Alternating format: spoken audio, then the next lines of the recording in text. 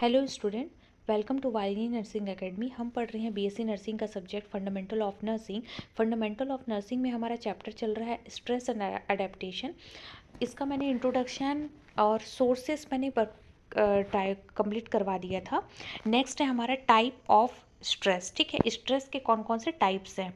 अगर अभी तक आपने चैनल को लाइक नहीं किया है तो लाइक कर लीजिए, सब्सक्राइब कर लीजिए और बेल आइकन पर क्लिक कर लीजिए, जिससे जब भी मैं न्यू वीडियो अपलोड करूँ तो आपको नोटिफिकेशन आ जाए।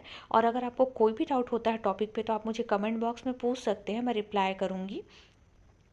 ओके, सो हम देखते हैं नेक्स्ट आपका टाइप्स ऑफ स्ट्रेस। और हाँ, इसका जो फंडामेंटल ऑफ नर्सिंग का बाकी जो चैप्टर्स है मैंने कंप्लीट करवाया है, आप मेरे प्रीवियस वीडियो में जाके चेक कर सकते हैं। तो टाइप्स में क्या क्या बोला है आपका। एक्यूट स्ट्रेस पहला, एपिसोडिक एक्यूट स्ट्रेस, फिर आता है traumatic stress, emotional stress, chronic stress, physical stress. आपको टाइप्स याद करने होंगे, ये इंपॉर्टेंट है। अब आता है पहला एक्यूट स्ट्रेस। क्या बोला है, एक्यूट मतलब कुछ थोड़े टाइम के लिए आएगा वो।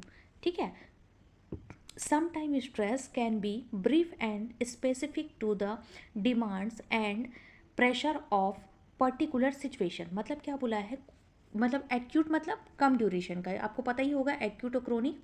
बाकी मैं मैथ्स के डिजीज़ पोर्शन में आपको बताई हूँ एक्यूट और क्रोनिक क्या होता है।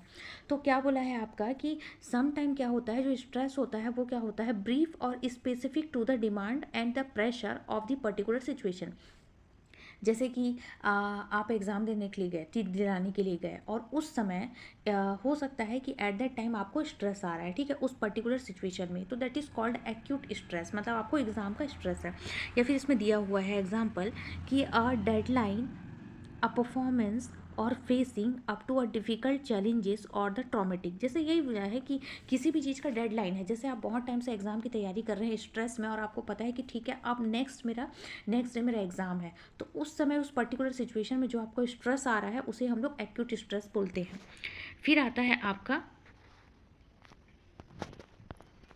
Episodic acute stress. Episodic acute stress में क्या बोला है, some people experience acute stress over and over, this sometime refer to the episodic acute. मतलब वही है कि कई पीपल्स जो होते हैं वो क्या होता है कि वही एक्यूट स्ट्रेस को वो ओवर एंड ओवर, मतलब कई कई बार, ठीक है, उनको एपिसोडिक वे में एक्यूट स्ट्रेस आता है। जैसे कि this kind of repetitive stress इस एपिसोड, मतलब वही है कि वही एक्यूट स्ट्रेस आपको बार बार आ रहा है। ठीक है, तो losing the job, then developing the health problem by difficulty for a school of the child setting. ठीक है, ये बोला है। बाकी मैं जो आपको एग्जाम्पल बताती हूँ, जो मैंने अभी आपको बताया कि आपको एग्ज़ाम का स्ट्रेस है, आप तैयारी कर रहे हैं 15 डेज टू 1 मंथ से, और आपको पता है कि कल मेरा फाइनली एग्ज़ाम है, तो आपको क्या हुआ, स्ट्रेस आया।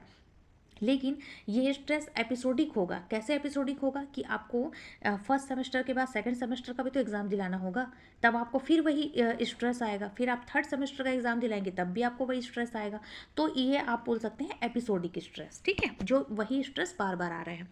अब बोला जाए क्रोनिक स्ट्रेस। क्रोनिक स्ट्रेस मतलब this involve ongoing demand, pressure and worries that go on forever, hope of the Latin gap। Chronic stress is very harmful to people health and happiness. मतलब क्या बोला है आपका कि mainly chronic stress जो होता है वो ऑन गोइंग डिमांड्स पे होता है। ठीक है, प्रेशर होगा या फिर लड़ाई झगड़े होंगे, ठीक है, वरी होंगे। ठीक है, उसके बाद क्या होगा, to go the forever, जो हमेशा लंबे समय तक चल सकता है, जैसे फैमिली ट्रॉमेटिक स्ट्रेस हो गया। ठीक है, और या फिर आपका little hope of letting up. मतलब आपको क्या हो रहा है कि बोल सकते हो इसका मतलब कि आपके बारे में कुछ बात करना। ठीक है, आपके बारे में झूठी अफवाह फैला रहे हैं। उस कंडीशन में भी क्या होता है, हमको स्ट्रेस आता है। ठीक है, जैसे झूठी अफवाह फैला देना या आपके बारे में गपशप करना, तो इस टाइप की जो चीज़ें होती है, लैटिन गप का मतलब वही होता है, झूठी अफवाह फैलाना।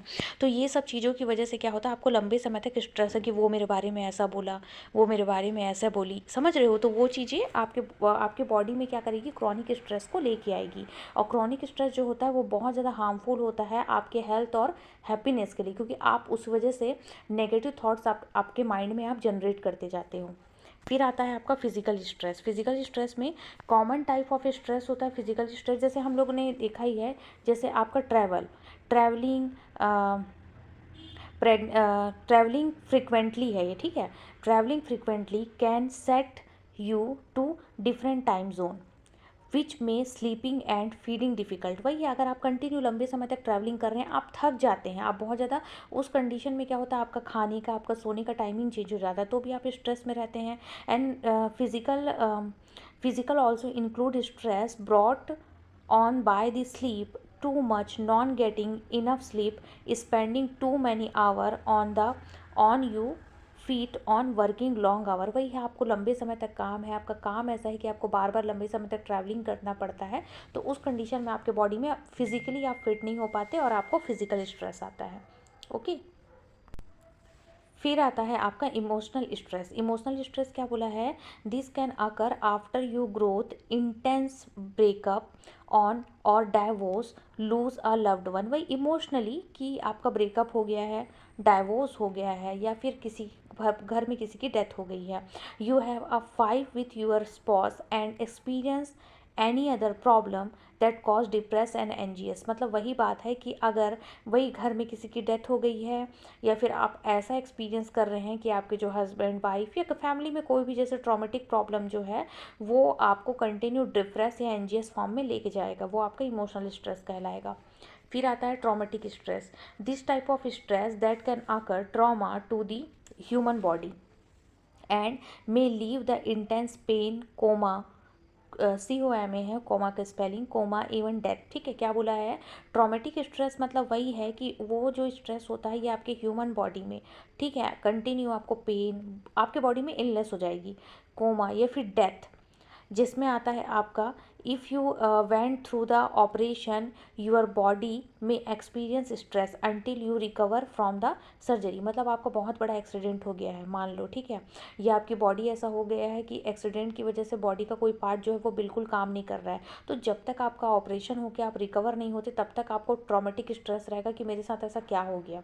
आपकी बॉडी में फिजिकल अपीयरेंस में दिक्कत हुआ तो उस चीज़ को एक्सेप्ट करने में टाइम लगता है, तो ये होता है आपका traumatic stress.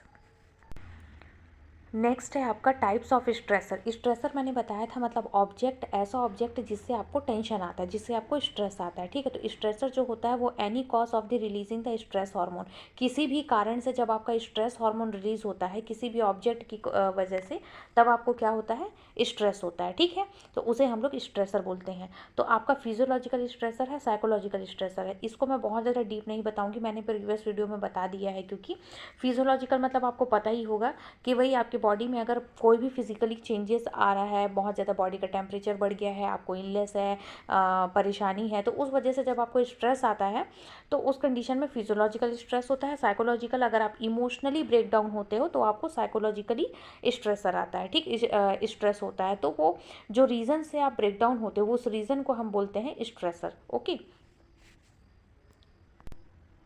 Absolute stressor. Absolute stressor मतलब वही हो रहा है, अर्थक्वेक हो रहा है, सुनामी आ रहा है, उस कंडीशन में स्ट्रेस आ रहा है।